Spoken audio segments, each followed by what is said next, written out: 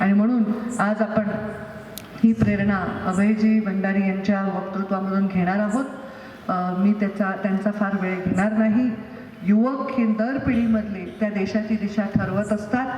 आपल्या देशामध्ये एक युवक जन्माला आला, त्यांनी या देशाला एवढ्या मोठ्या उंचीवर नेलं। आज जगामध्ये भारताकडे अत्यंत इज्जतीने पाहिलं जातं ते आपल्या एका गरीब शेतकऱ्याच्या, एका गरीब चहा विकणाऱ्याच्या घरी जन्म घेतलेल्या मोदीजींनी करून दाखवलं।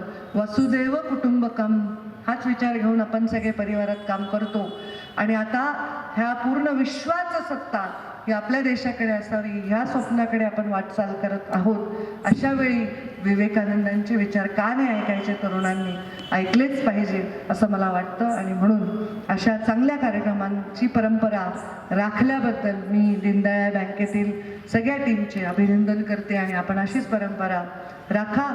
आमचे पुढे येणारी पिढी आम्हाला चांगल्या पद्धतीने ओळखेल।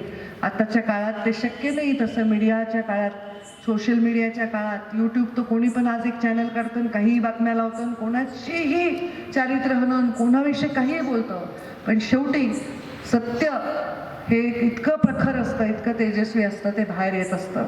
आणि अशा वेळी आम्हालाही काम करताना राजकीय जीवनात असं वाटतं की लोकांनी आमच्या कामासाठी, आमच्या निर्णयासाठी आम्हाला आठवण ठेवावी, आम्ही चांगल्या केलेल्या गोष्टींसाठी आठवण ठेवावी, हे फार महत्त्वाचं आहे। आणि तसं काम करू आम्ही या विचारात, या परिवारात आम्ही वाढलोय, जन्मलोय, आमचा योग आहे। योग आहे ना, मी कदाचित माझे वडील काँग्रेसमध्ये असते किंवा तिथल्या विचारात जन्मले असते तर मी असा विचार करू शकले नसते। परिवाराचा जो विचार आहे, परिवाराचा जो संस्कार आहे तो आपल्यातून कधीच जाऊ शकत नाही, याची मला पूर्ण कल्पना आहे, याची पूर्ण जाणीव आहे आणि याबद्दल मला खूप अभिमान देखील आहे। त्यामुळे तुमच्या या परंपरेला मी कौतुक करते आणि त्यांचं अभिनंदन करते आणि माझ्या वाणीला विराम देते। धन्यवाद। जय हिंद, जय भारत।